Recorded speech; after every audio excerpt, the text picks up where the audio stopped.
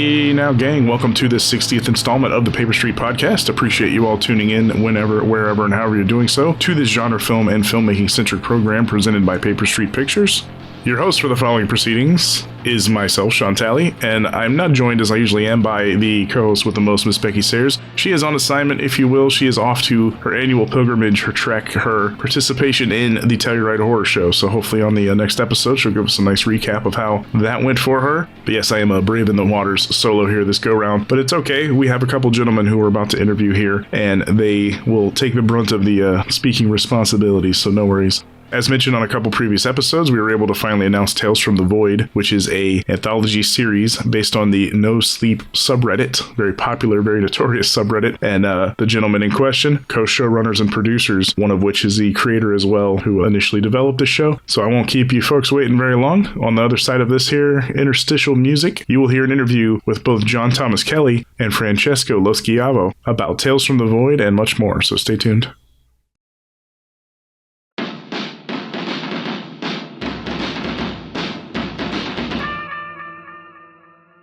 The Paper Street Podcast is pleased to welcome on this episode a pair of talented gentlemen. We have Francesco Loschiavo, an independent filmmaker and founder of the production company Envoy Entertainment. And we have John Thomas Kelley, an accomplished screenwriter and producer. Together, this dynamic duo are two of the producers of and served as co-showrunners of the new Screambox horror anthology series Tales from the Void, which adapts some of the popular stories from the notorious No Sleep subreddit community. And we will get into more of that series shortly here. But first, Francesco, John, thank you both so much for joining me on the program here. Hey, Sean. Happy to be here.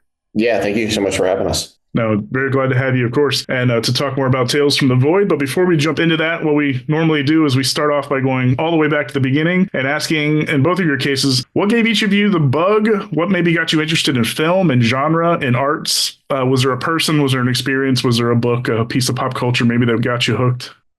Yeah, that's a really good question.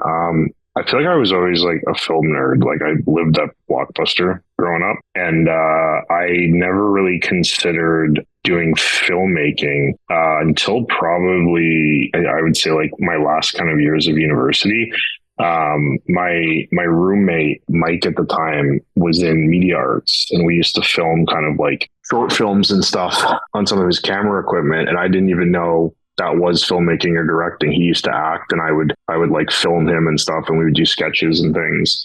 And then I started volunteering and like working as part of my coursework in like marketing for the Windsor Film Fest. And I got to see two movies at the film fest. It was my first like exposure to like international cinema or like foreign films. I only really seen like Hollywood movies, and I saw Denis Villeneuve's Incendies, which is a French-Canadian film that was nominated for Best Foreign Film at the Oscars. And then I saw A Prophet, which is a prison film that's also from France. And both of those had like just, I don't know, a massive effect on me. And I started making short films with friends and kind of writing, and ended up moving to England, and then got even more exposed to kind of international cinema. And I think it was like seeing stuff that I had never seen before made me really excited about getting into filmmaking and just telling unconventional stories. I think that was where like the spark happened for me.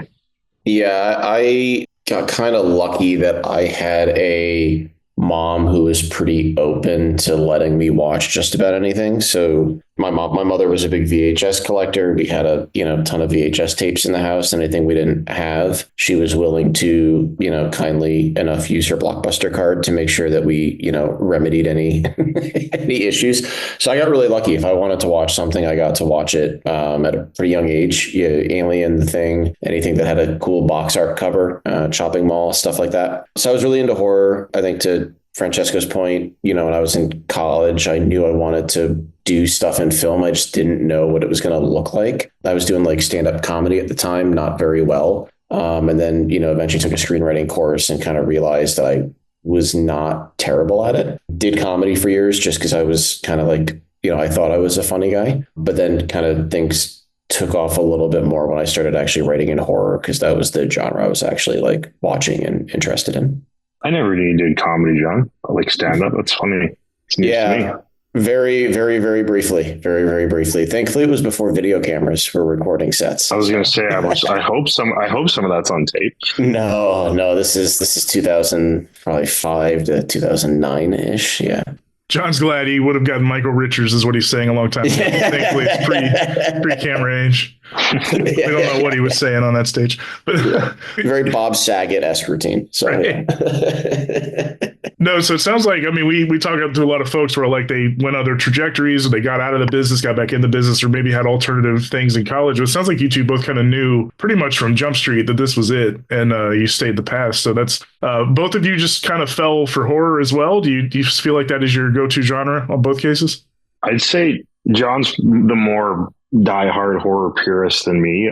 It's a top 3 genre for me. I think if for me, like I'm just looking at my Blu-ray collection on the wall here, it's probably comedy, sci-fi, and horror are the biggest sections for me. But yeah, I've always been a horror fan. Like I think I grew up on like Chucky and Halloween, and would grab a stack of horror movies from Blockbuster every weekend. So yeah, it's always been a fan.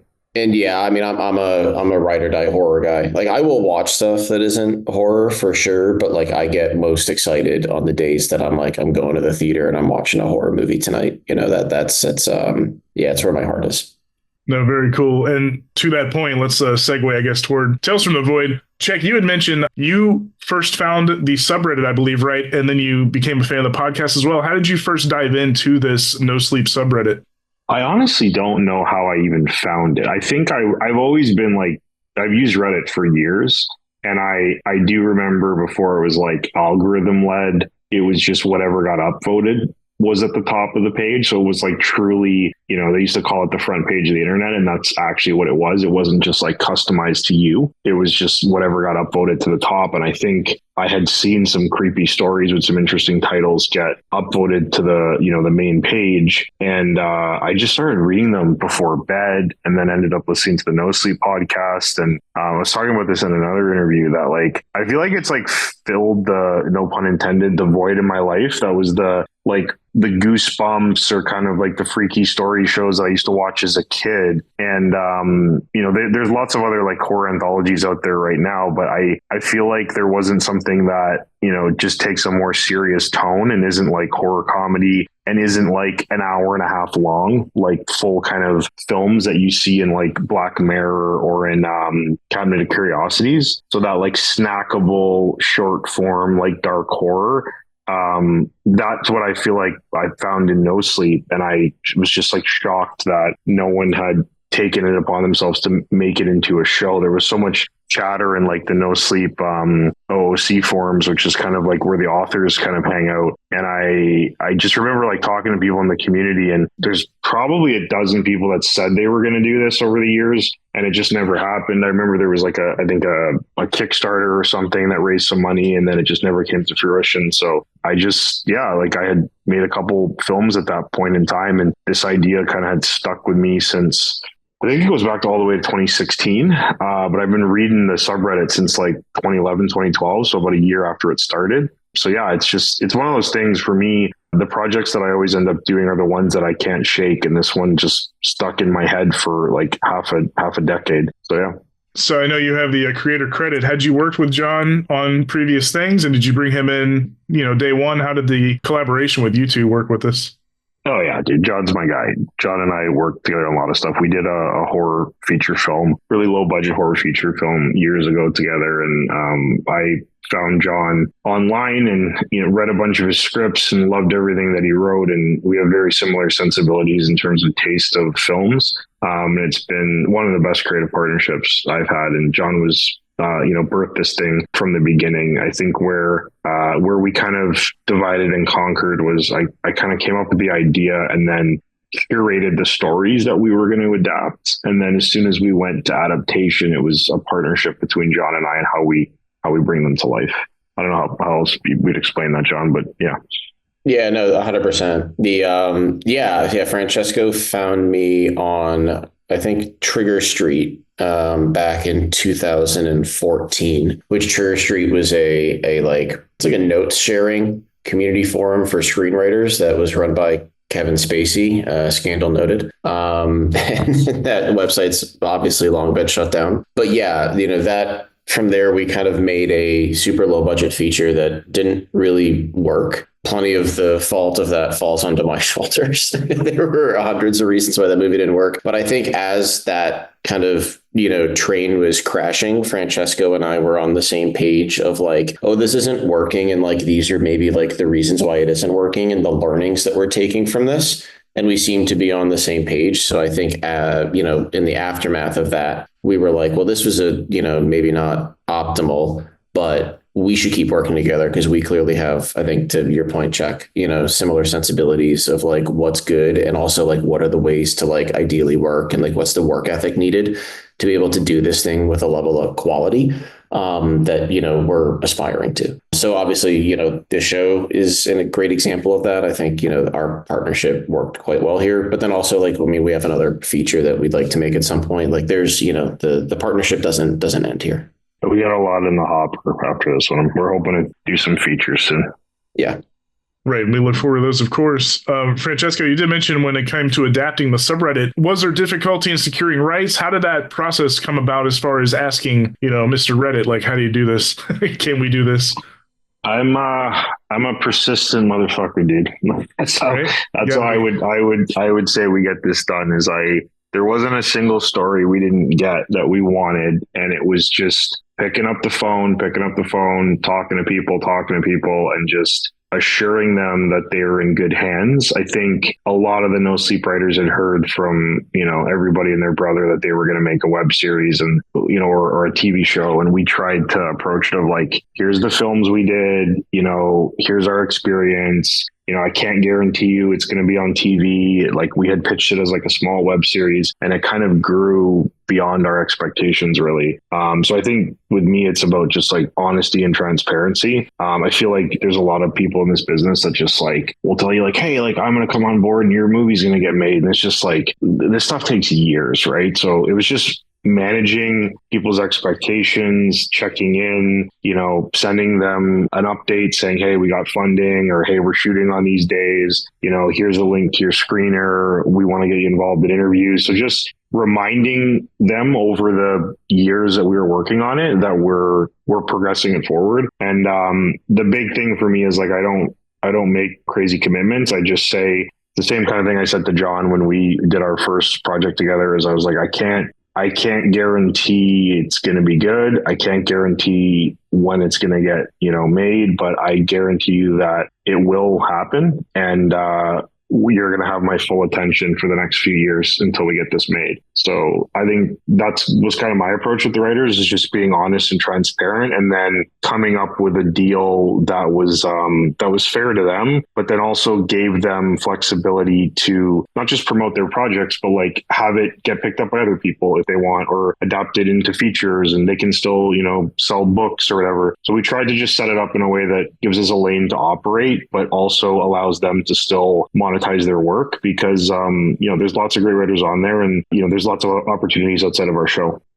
Right. One of my questions was going to be, was there some white whale story that you weren't able to get access or the rights to? But I'm glad to hear that the 6 you guys whittled it down to were the 6 you wanted. Well, there is one. Oh, there is one. Okay. There is a white whale. Yeah. There's one that we have the rights to, that we wrote, that just budget wise, we were going to have to compromise the episode. And as soon as we started talking about VFX fire instead of real fire, I just was not willing to make the compromise. So I'm hoping if we get a season 2, we can do it. But we had a haunting episode that's very like the Changeling esque that I'm not giving that one up yet. And the dream is to still get a chance to direct that. So that's the one that got away, but hopefully we have motivation to do a season 2. That's all right. Well, still, to echo the late Meatloaf, 6 out of 7 ain't bad. So still there pretty you good. There you go. So did you bookmark these stories over the years? Or, were there some that just stood out? Like you heard a podcast, like you said, some of the stuff you just couldn't shake. Was there a story in particular, or a few of them that you just knew right off? Like, if I'm going to do this, these have to be a couple of the installments?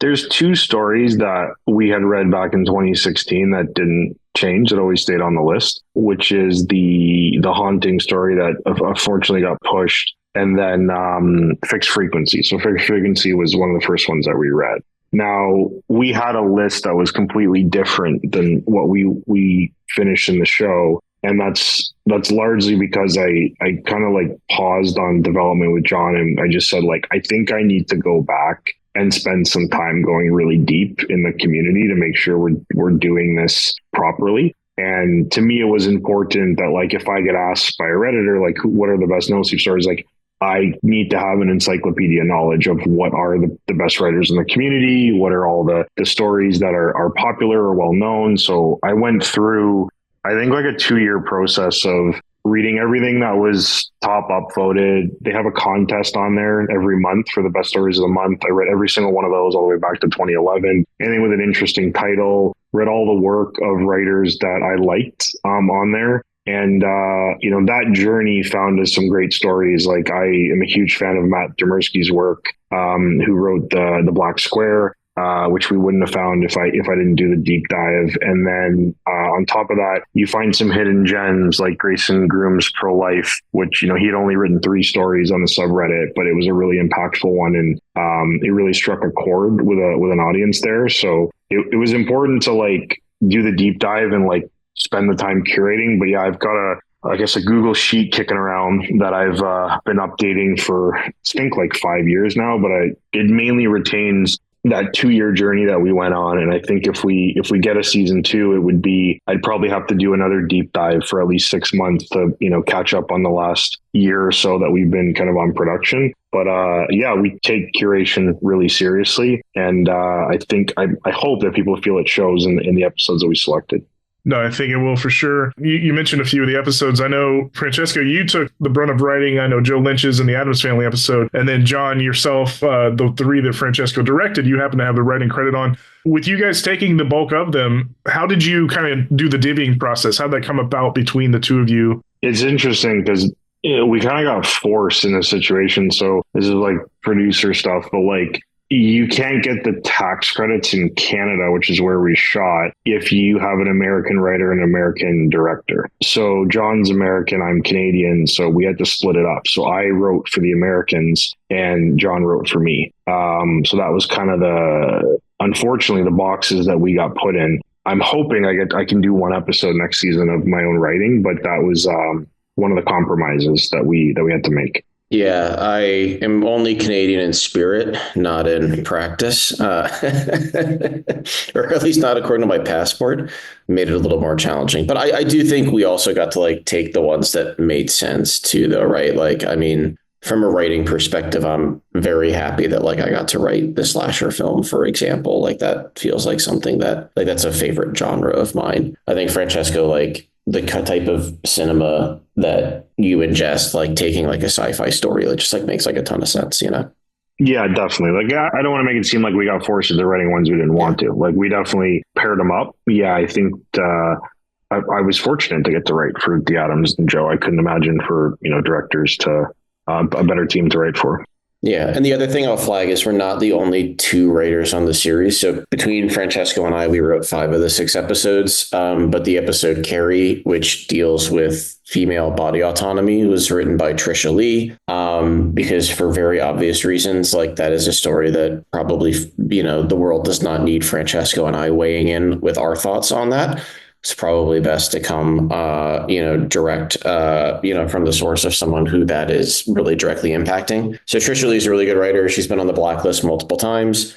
We were huge fans of a script that she'd written called Good Chance, and approached her about writing that episode. And, we'd been kicking around a million ideas of like, oh, there should be like a cult, or there should be, an alien invasion or whatever, as the horror driving that story. And when she came aboard to adapt it, she was just like, nah, like, guys, the horror is just, she wants an abortion and she can't get one. Like, you don't need a big, scary monster. Like, it's so fucking easy. And it was like, yeah, that's why you're here. Right? We didn't think of that. Yeah. Guys trying to write about pregnancy. Who thought that would be a disaster? Yeah. Well, Yeah. John proving he is Canadian in spirit, because if he was a real American, he'd know it's his birthright as a white man to not only talk about women's rights, but to pass laws about them. So yeah, exactly. It's not a political show.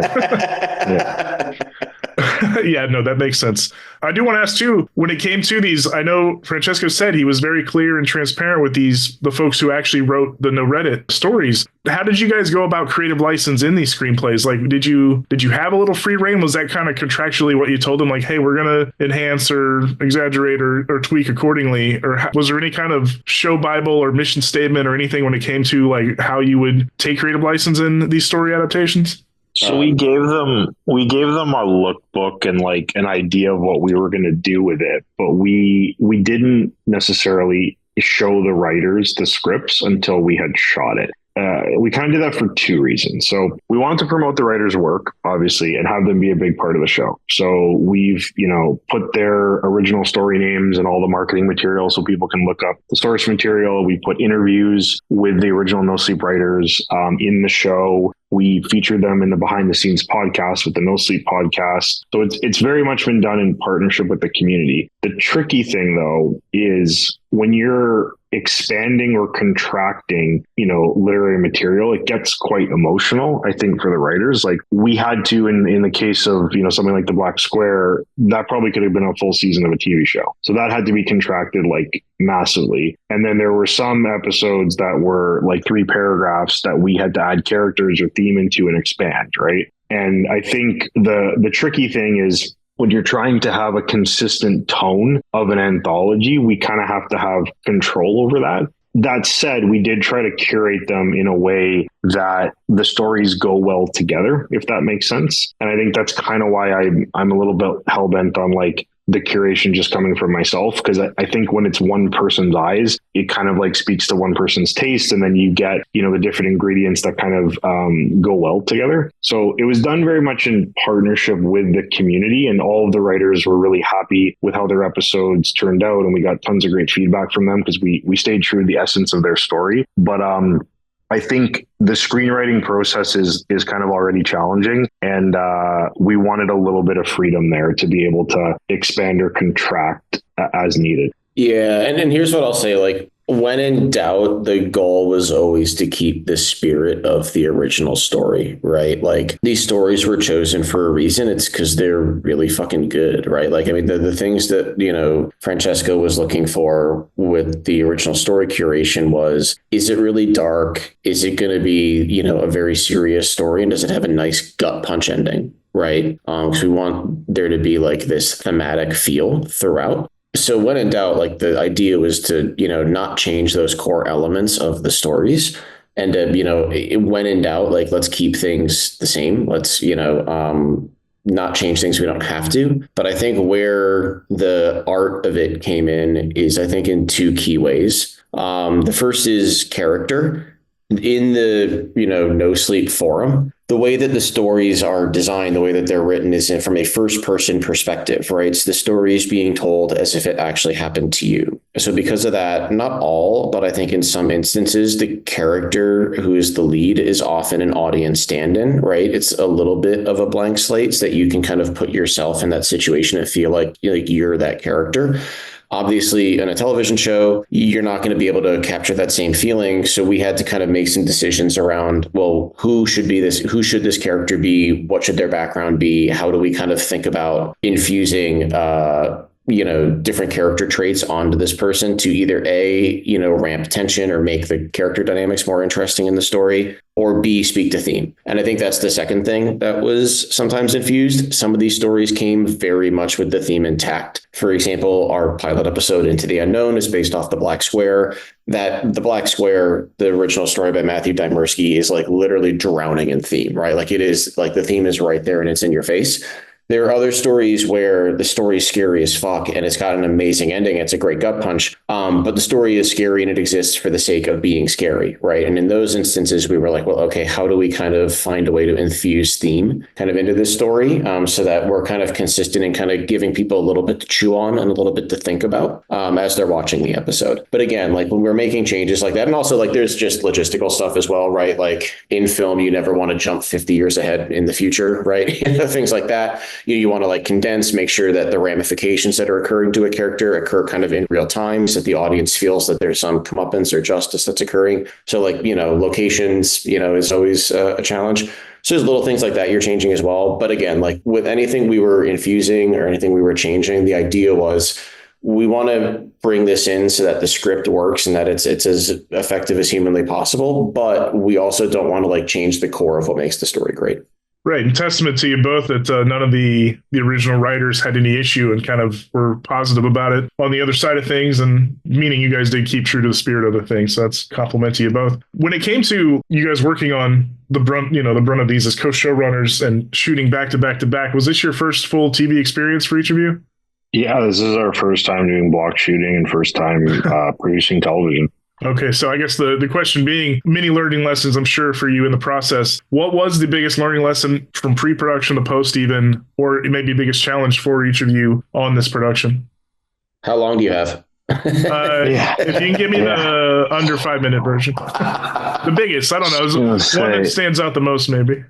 I feel like doing something of this scale for the first time, we made every mistake you could make and then learned from it quickly. I don't know if that's how you put it, John. We have production experience. We have, I've produced, like my last film was a documentary that we did in 8 or 9 languages and we shot for 2 years in 7 countries. That had its own kind of challenges with it, but nothing like this. I think we were a little shell shocked, and thank God for Aaron Kuntz kind of jumping in at the last minute and saying like, this is all the stuff you guys are going to need because you're not ready. So he definitely put the production on the right path. But for me, it was wearing 3 hats was particularly difficult, having to go from like producing, showrunning to directing and writing. And then I think John and the guys did a really good job of like insulating me from problems while I was directing. But those moments where you get off set and you're like, okay, there's a fire burning here and there that I have to deal with today.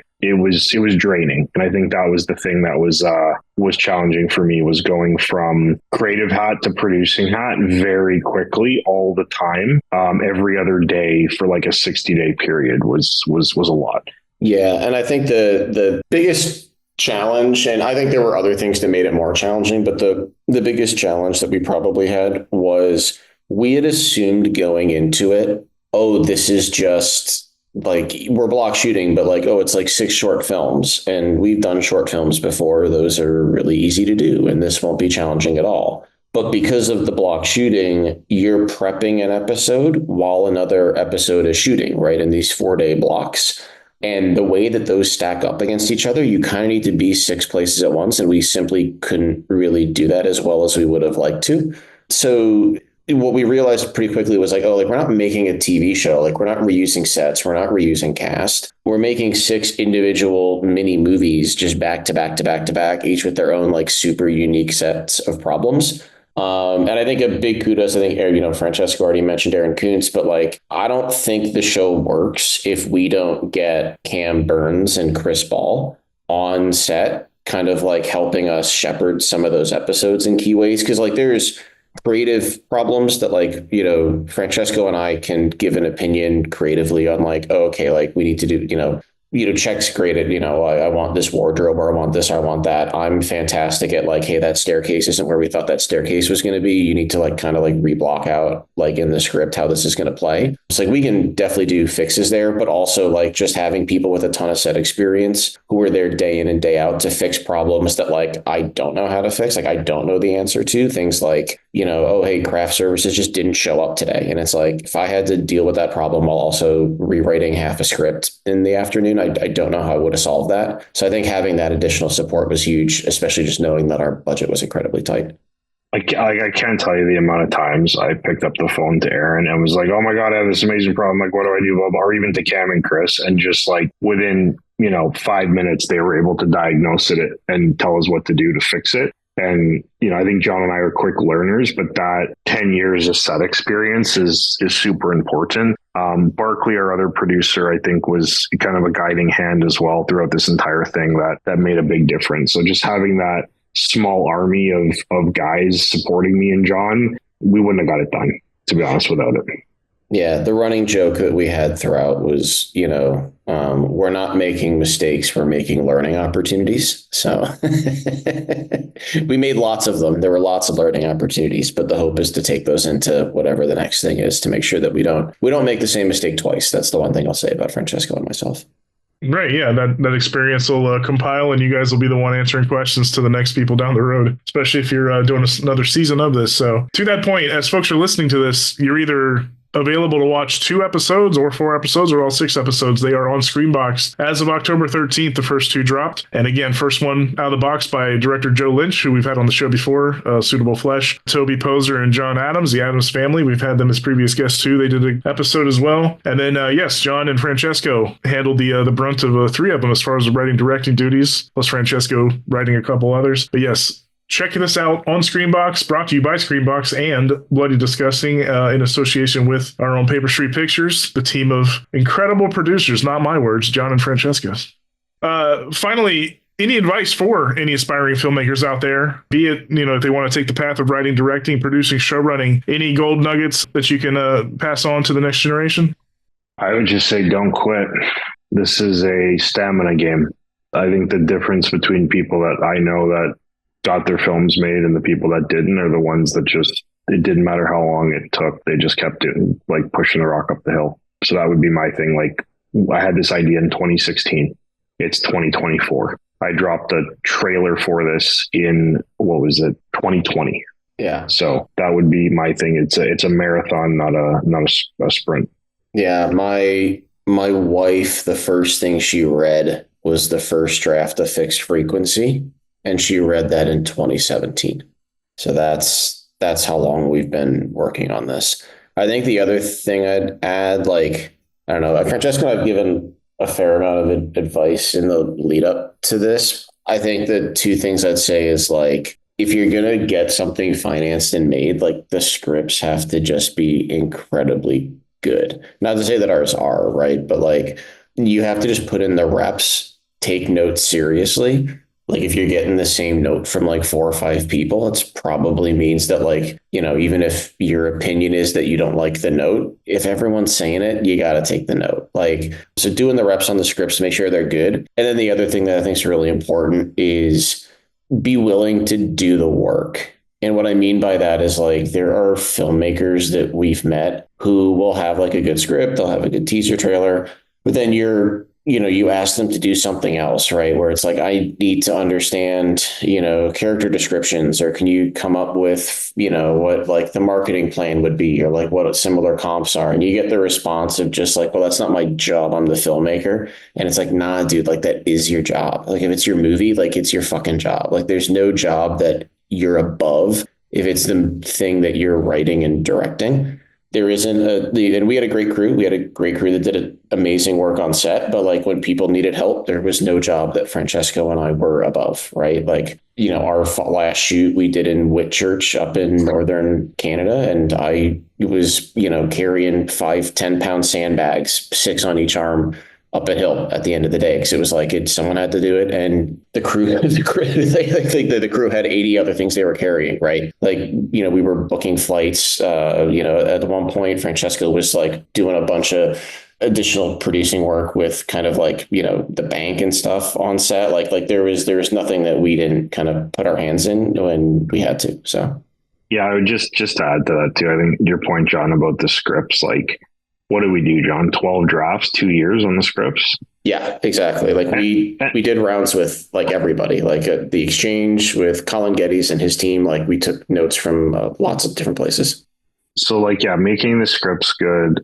I spend a lot of time on pitch packages. I hate a shit pitch package. I think a lot of people spend a lot of time on a great script, but then don't articulate their ideas visually. And I think that's super important. And then we also shot a teaser trailer that was 2 minutes that I think showed that we could execute on some of the visuals that we wanted to achieve. I think that really helped. And I'll just say I get, I don't know, probably 3 projects a month that come into my email. And there's maybe 1 per year that sends me a script, a good looking pitch package, a budget, how much money they need, and what their plan is. And those are the people that I call back, because it shows that they've even if they're not producers or whatever, it's that they've done enough of the work to actually package it properly. And I think that's a super important thing, is to John's point, even if you're just, a director or writer and you don't want to do the producing, being able to roll your sleeves up to get it to that point is important, because I think it shows that, you're not looking for someone just to like swoop in and make your movie. You're looking for a partner, and you've done the work to package it in the right way. And I think that's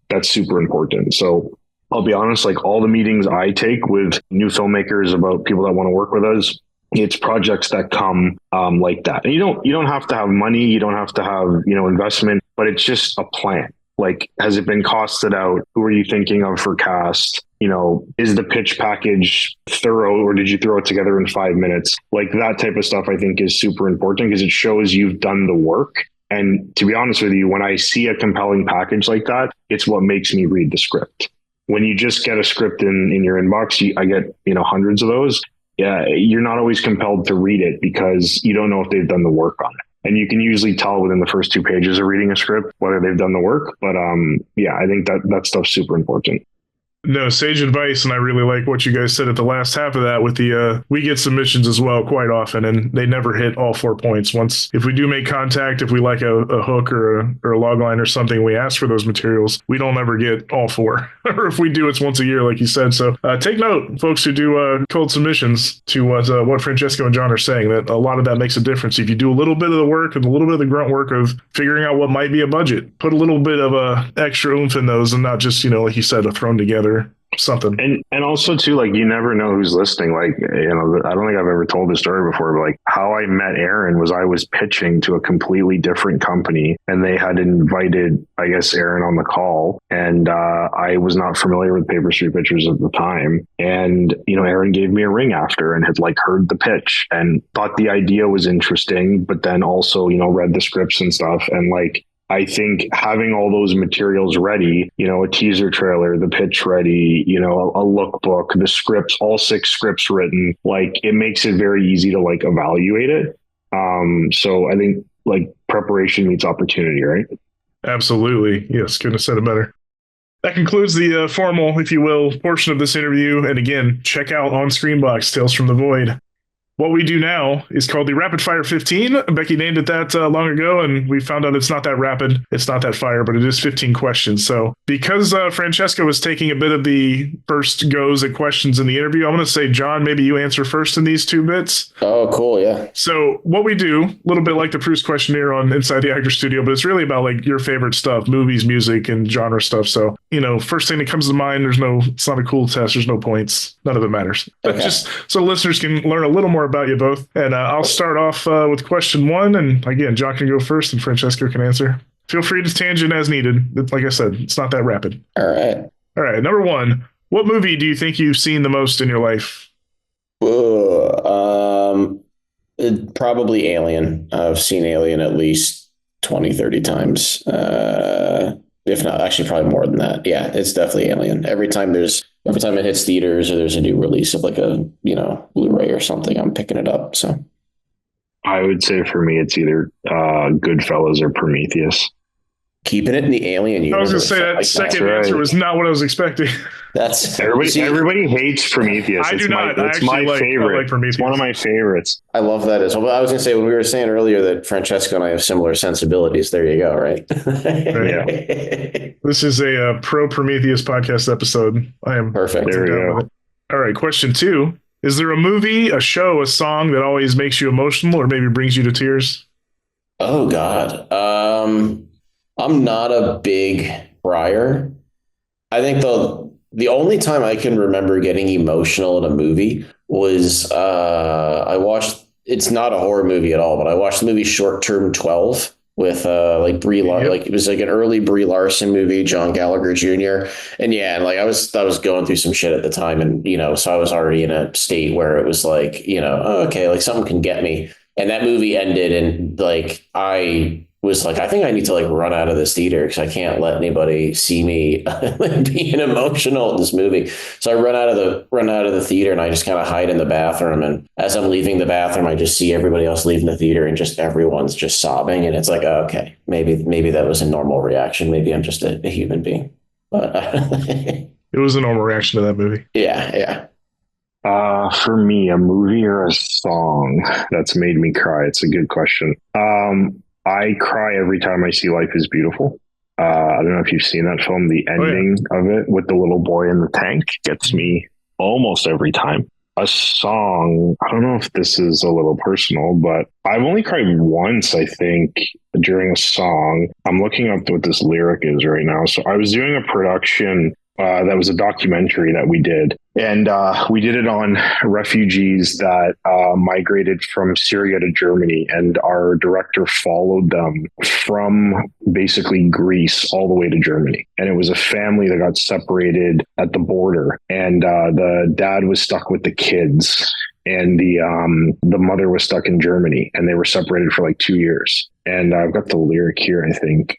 I was listening to this folk song on set, and it's a UK singer called Will Varley, and it's called We Don't Believe You. And I literally broke down because we were in the refugee camp, and the lyrics is, no man has the right to tell any other human being that their access is denied to any corner of this planet or any moment of their lives. And that one just crushed me because we were in a refugee camp and I got to go on the boat home because I had this little piece of paper, and all these families that we were there with, living in the tents with them were stuck. And it just felt so silly to me that that's the way our world is. But that was one that got me. And that song, I still struggle to listen to it to this day because it takes me back to that shoot. Oh, yeah. Time and place with all of these things, of course. That was not a rapid fire answer, by the way. Oh, no. I said you're allowed to tangent. Feel free to tangent. No, you're good. I think Francesco and I are allergic to rapid fire answers. None of these answers have been rapid. None of these are rapid fire. No. Yeah. We desperately should have renamed this little segment. Just the At Your Leisure 15. Yeah. Francesco's emotional breakdown. The Francesco gets personal 15. No, it's all good. We appreciate the honesty and the candor with the answers. In a similar vein, number 3, what is the first film you recall that really scared you, stuck with you, gave you nightmares? Film or TV show? Anything? Poltergeist, age 4. My mom, I think, rented it, and I asked to watch it. I was allowed to. And the fucking clown under the bed scared the shit out of me. And I had like a clown like in my bedroom, and I just beat the living shit out of that clown. But yeah, so it would be Poltergeist. For me, it would be Pet Sematary, the flashback scene where the little girl's babysitting her sister that has the spinal cancer or the spinal disease. I don't know why that flashback scene just scared the shit out of me. I think I saw that when I was like 8 or 9. And I struggle to watch that scene to this day. No, both good answers. Number 4, what is your favorite horror movie franchise? That's a good one. Shoot. I think I said it earlier, but I think I'd probably go with the Alien franchise. There aren't too many duds there. Like Alien is great. Alien's a perfect movie. Aliens is really good. Alien 3 is fun in moments. Alien Resurrection is campy in ways that are enjoyable. Prometheus is a absolutely fantastic movie. And Covenant's all right. So I'd probably go with that franchise. And I need to see Romulus. I have not seen Romulus yet. That's on me. I'm behind. Alien's up there for me. I think it kind of wavers with some of the films. I did really like the Cloverfield franchise, the first 2. I'm going to give a very unconventional answer here. Chucky is probably what I grew up on. I think it's been the most consistent. And I don't know that you would call this horror. Maybe it's more thriller or kind of like murder mystery. But I think the Silence of the Lambs trilogy with Hannibal and Red Dragon, to me, is a perfect 3 movies. I think all 3 of those are like absolutely fantastic. And to me, the third one might be one, like obviously Silence of the Lambs is a classic, but Red Dragon to me is so underrated. No, we'll allow that as an answer for sure. We're not horror snobs here when it comes to like, that's not that horror-ish or not enough horror. But yeah, that's the first time we've gotten that as an answer, as a response as far as franchises go, but it's interesting. I'm trying to give you something new. I feel like I could have said Chucky, and I'm sure lots of people say that. And that is a favorite for me. Yeah. All right, question 5, in a similar vein as well. What is your favorite horror movie subgenre? Oh, slasher. Yeah, I love slasher movies.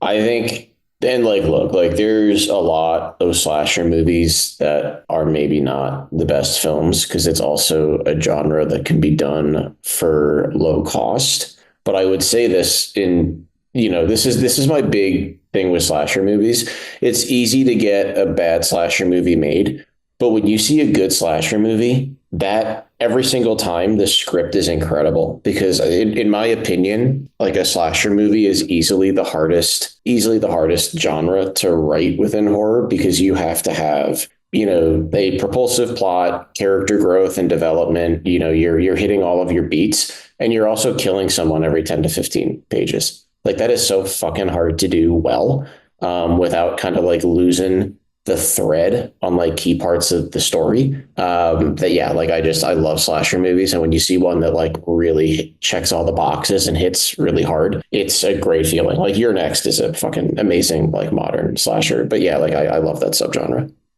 For me, I would say either I love ghost stories. I love a good ghost story that has like a good backstory of like the haunting. I would also say like I really love, and I don't know what like category you would put this in, but like grounded kind of like monsters. So like Let the Right One In or Border or Handling the Undead, like all of the stuff written by his name escapes me right now. John, he's a Swedish author, and his stuff is just, I think, amazing. It's like creature features, but they're like done in a setting that's like a world like today. And I just love that type of stuff.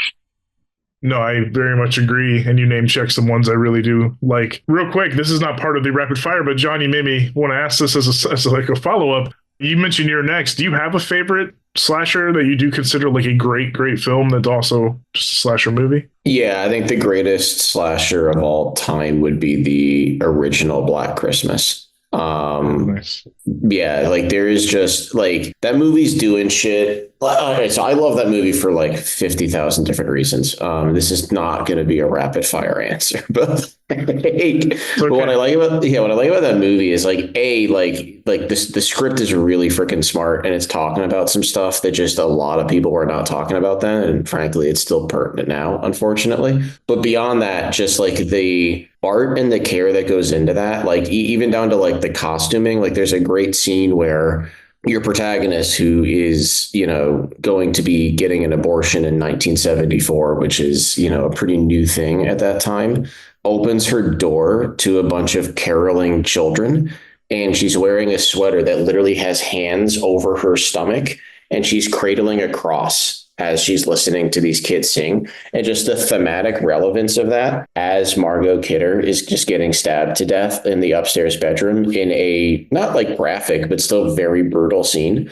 Like just and that's just one moment, but there's like 60 moments throughout that movie that are like just as thematically interesting and really fucking brutal and great in that film. And it's funny too. Like Bob Clark directed it. He did A Christmas Story at Porky's, weirdly enough. Like, yeah, just such a great movie. No, fair enough. We'll even call that question 6. So I'm tweaking them on the fly here as we go. Sounds good. Question 7. Do you have any spooky season, Halloween time period traditions that you do every year? That is a good question. Yeah. So my wife and I, so my wife's a big horror person, but she's not historically been a big movie person. So our big tradition in the lead up to Halloween is I will try to dig up all of the movies that are free on streaming that I watched as a kid that she hasn't watched before. And we try to just churn through them in like the months leading up to Halloween night. So like, just a week ago, we rewatched, she watched for the first time, House, like the 1985 nice kind of like haunted house comedy. But yeah, like, I'm taking her out tomorrow to see a revival screening of Trick or Treat, which she's never seen, right? Halloween 3 is another one that I'm going to probably do a little bit later this month. I hope you have House 2 on the docket, at least this season, so it's fresh and she gets another Cheers actor in the movie. Yes, that's actually a good shout. I had not had that on the list, but yeah, I will add that to it. That's a very good shout. But yeah, so that's kind of our tradition. Well, what's that? I was gonna say, isn't it great when you have a wife that hasn't seen like 80% of your favorite movies? I think this is like my favorite thing is I do the same thing, John, is I pull up horror movie every Halloween and we'll watch it together. And there's still a stack on the wall that she has not seen. And it's like, it's the best. You know, you get to watch it through their eyes for, you know, fresh eyes for once. Yeah, that's my favorite thing. When someone hasn't seen something, you're just, you know, they're like, could you stop looking at my face? And it's like, well, yeah, but I need to see how you react to this. Yeah, then you got to not oversell it. You got to quietly like hope you're not pushing too hard. Exactly. John can speak to this. He knows he's a comedy fan. That's the worst is when you tell somebody a movie's really, really funny and you sit there and they're not laughing as much as you do. And you're like, shit, you oversell those real easily. Yeah, that's brutal. Or when it's like a very specific kind of comedy too, right? Like I I love the movie Lars and the Real Girl, but I'm aware of the fact that when I tell someone else to watch it, I'm laughing my ass off and they're like, this is just hyper uncomfortable. I don't understand what's wrong with you. Yeah. And comedy taste change too every decade where like it might work nostalgically like a Apatow comedy or something in the American Pie vein that was funny in the day. And if you don't have that baggage or that nostalgia, you're like, no, that's not funny. Years later. Exactly. So exactly. We've all been there. Like, oh, that doesn't hold up. Sorry, I recommended this one. Forgot about this really bad scene. Yeah, exactly. Next question. Francesco actually alluded to Goosebumps and other things. As a kid, you both had a little inspiration from horror. Is there a Goosebumps or an Are You Afraid of the Dark or any of those that an episode that maybe sticks out in your mind as a favorite from childhood? The one with the green mask for Goosebumps was always a favorite. I think I went into that for Halloween one year, to be honest with you. Oh, shit. That's amazing. Yeah. Mine is going to be a Goosebumps too. But it's actually a book. It's one of the books. And it's about a kid who moves in with his grandparents and there's the house across the street is throwing these crazy parties and he's suspicious. And he eventually, in the end, breaks into the house and there's like dead bodies everywhere. And he digs there's like a tunnel underground and he follows the tunnel and it leads him into his grandparents' kitchen. And he realizes that like they're just using it as a murder house. It's a fucking terrifying story. It's an awesome story. Yeah, I was like 7 or something. That one needs to be adapted into some type of on screen. Yeah, I've taken stabs at like various versions of that idea without like doing enough of a ripoff for it to be like, you know, IP problematic. But like, yeah, it's ripe material. I'll say that. There you go. Question 9. I hope I don't lose the Canadian with this one, but who are your respective favorite Muppets? Oh, favorite Muppet. That's a good question. I mean, I'm just going to go animal because I typically have really long hair and I'm kind of an insane person. So I'll go with that. We're talking like kid show Muppets. That's what we're saying. Anything from Muppets, Fraggle Rock, Sesame Street, they all count if they're a Jim Henson sock puppet. I mean, I think I'm going either Oscar or Sam the Eagle. Those will work. That seem to reflect your personality, or no? Both of those are like curmudgeon-y guys. Like you don't come off that stoic, but I don't know. Maybe they're my spirit animal. My monotone voice is very Oscar the Grouch. I mean, now that you say it, there you go. Touche. Question 10. Also going back into the deep dark past of yourselves. Who would you say was your first ever celebrity crush? Oh man, that's it. I mean, probably Margot Kidder as like Lois Lane or something. We're celebrity crush. That's going way back. Yeah, we're stretching the memory banks there. Double Margot shout out for 2 different films. Yeah. I mean, look, there was a reason I watched Black Christmas, right? Like it was like, oh yeah, Lois Lane's in this. Yeah, I'll check this out. I don't think I can tie it to a horror movie, but I think it was like Jessica Alba, probably when I was younger. I don't know. No, it doesn't have to be tied to horror. Are you thinking like Idle Hands era Jessica Alba? Because that was the first time I think I knew who she was. Yeah, it would have been like 9. I'm trying to think of which film I would have seen her in. It probably would have been like, it definitely wasn't, it might have been it would have been before that, as it would have been younger. It might have been like Into the Blue, oddly enough. Yeah, I don't know. 2004. That's even later. I'm trying to think what would have been before that. I guess you're asking like as a kid. I don't know. That's a tough one, dude. But just the first one you remember. I mean, yeah, these usually do. If nothing else, they date the people who answer these questions. So John Kelley must be 56 years old based on No, John Kelley was watching a lot of old VHS tapes. That's what it was. Yeah. We all grew up on older stuff. Mary Poppins was mine. I'm not gonna lie. I didn't know it was a crush as a kid, but later on I was like, oh wait, that brunette lady yelling at kids made me feel something. Yeah, exactly. yeah. Don't interrogate that at all. It's okay. Just exactly. Let that one. Put that back in the box. No unpacking right now. But. Exactly. Actually, check. I'm going through IMDb now. I think it's got to be either Idle Hands or Never Been Kissed, right? It might have been. Yeah, Idle Hands sounds familiar. I can't remember the plot of it. Yeah, because after that, it really does, like, she wasn't really in anything that, like, kids would have seen until, like, Sin City in, like, 2005, I think. Actually, yes, I am looking at Idle Hands right now. I think this was it. It's a fun movie. I think I saw this super young. Yeah. It's a fun movie. Dude. I did not, like, even remember this movie. And that's so weird that you've just jogged when I remember seeing this now. This is crazy. I'm going to have to rewatch this now. Wasn't Idle Hands the movie that, like, was supposed to be a big hit, but like it came out right after like Columbine or something, so it like took a bunch of flack? Ooh, I think you're right. It was on the heels of something that. Yeah, like it should have been a huge hit, but because it came out right after Columbine and it involved a high school kid, killing other kids, like it ended up getting like just totally crushed by like, concerned parents, government, insert, reactionary. We'll go with that because we can't afford an intern and we don't want this show to be three dudes Googling. Exactly. yeah, exactly. But yes, I'm glad to at least jog your memory for Idle Hands. Like I said, it held up pretty well when we revisited a couple of years ago. We thought it was still a fun movie. But question 11, do you have a favorite concert you've attended or a very memorable concert experience that stands out? Oh, that's a good one. I have some crazy ones during my time when I was living in the UK. It's either going to be Metallica in Detroit, or I got to see at a festival in England, Eric Clapton play with Carlos Santana. And that was one of the craziest things I've ever seen.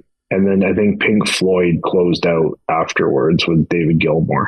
So that was definitely a highlight for me. Good grief. Yeah, that's some guitar legends in a row. So, I'm going to go with, I'm a fan of folk music. There's a band called the Oh Hellos that are out of Austin. And I'm familiar.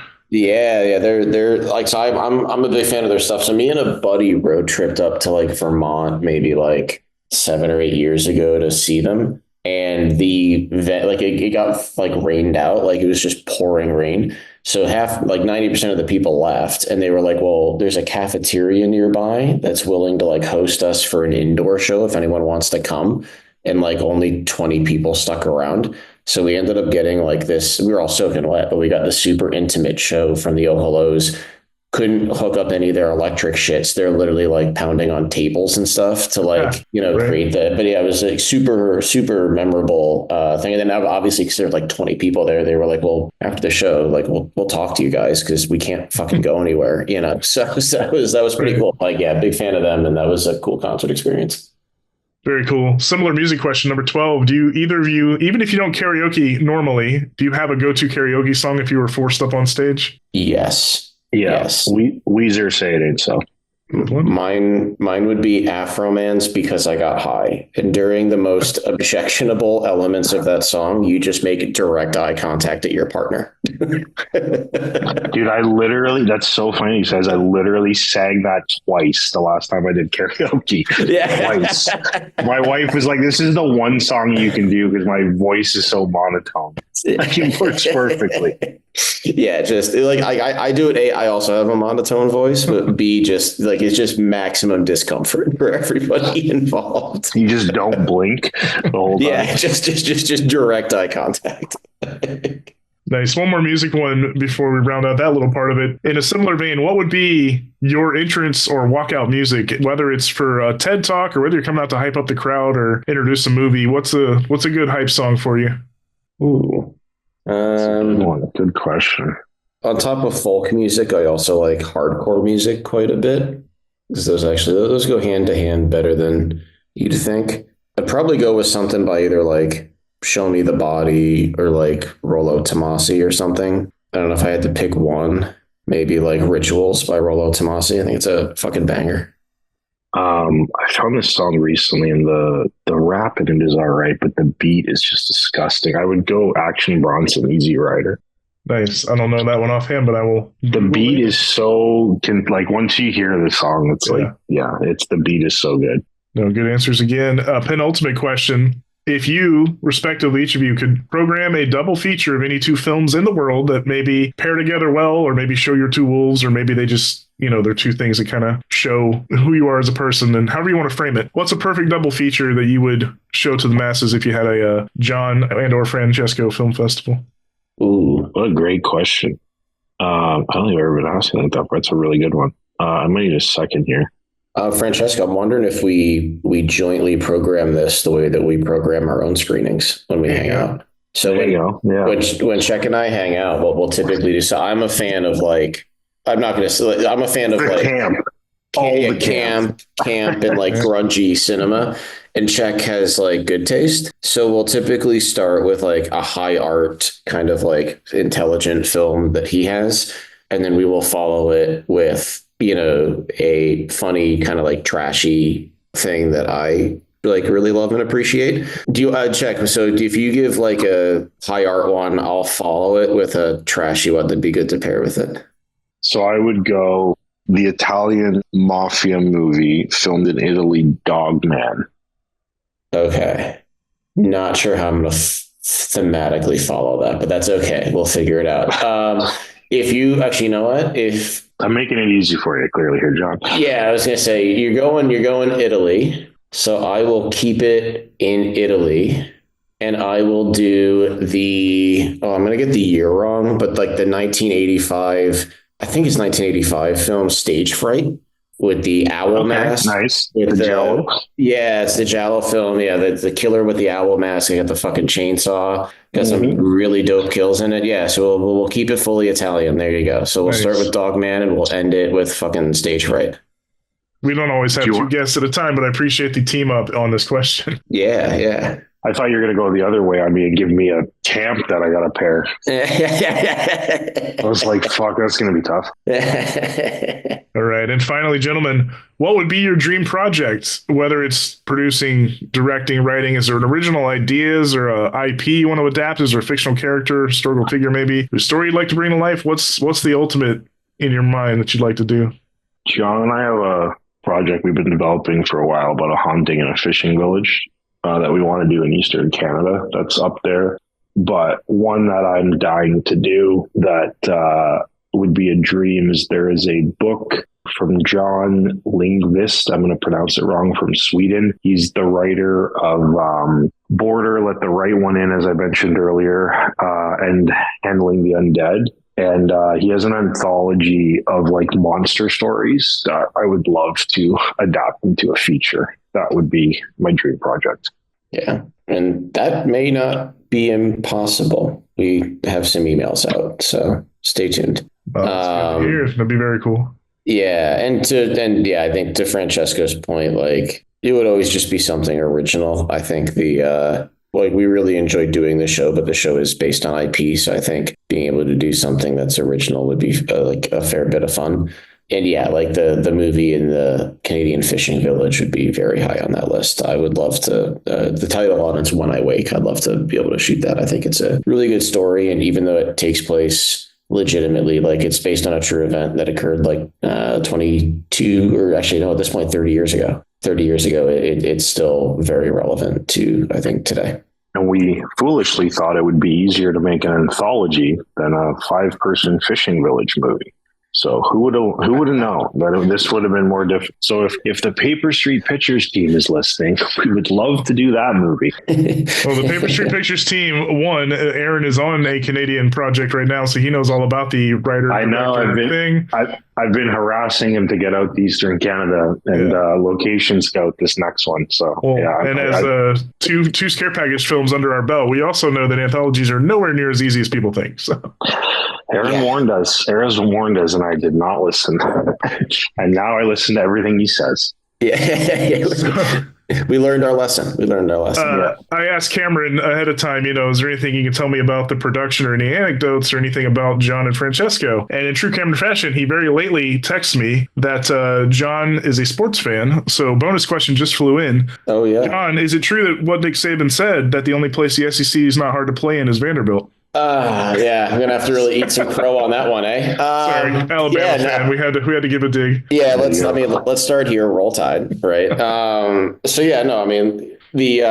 there's nothing that tells you Nick Saban retired more than Alabama beating Georgia and then losing to Vandy. That's the most pre-Nick Saban Alabama fucking thing that Alabama could do. About 2 weeks ago, I was like, oh my God, maybe we hired a goat to replace the goat. And then last week had the brutal reminder of like, nah, there's only one goat.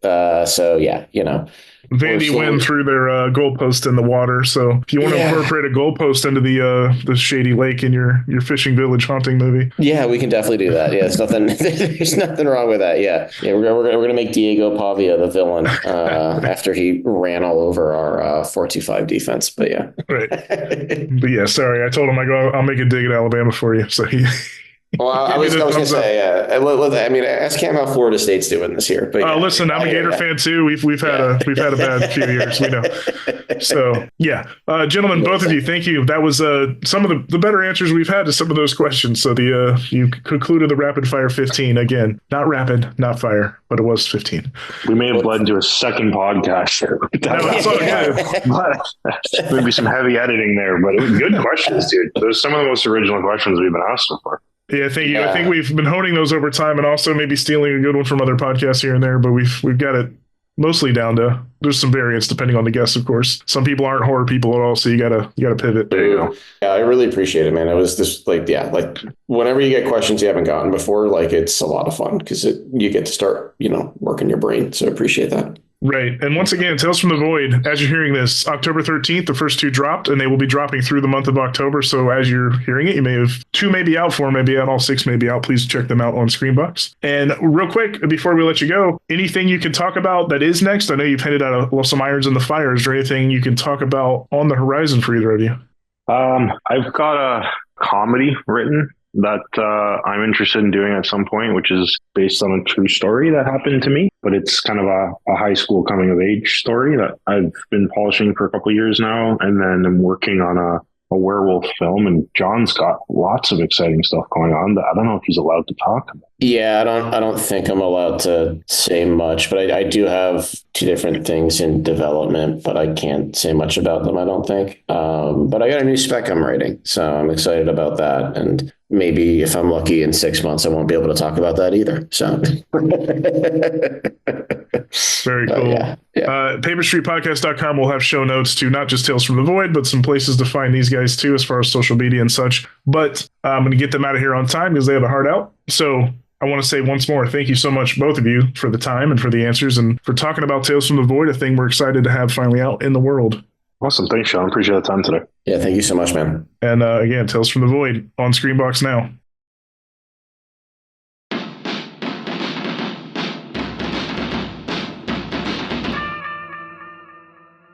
And there you have it. Thank you again to John Thomas Kelley and to Francesco Loschiavo, the co-showrunners, the producers, the creators of Tales from the Void. On Screambox now, as you're hearing this, there's at least 2 episodes out, if not all 6. Check them out. Let us know what you think about them. If you want to find these folks that we've talked to here, check out paperstreetpodcast.com. We usually do show notes and the episode pages there on that website, on the homepage. You can also find us, of course, on Apple, Spotify, Google Podcasts, now known as YouTube Music, and many others. We appreciate you tuning in, as always.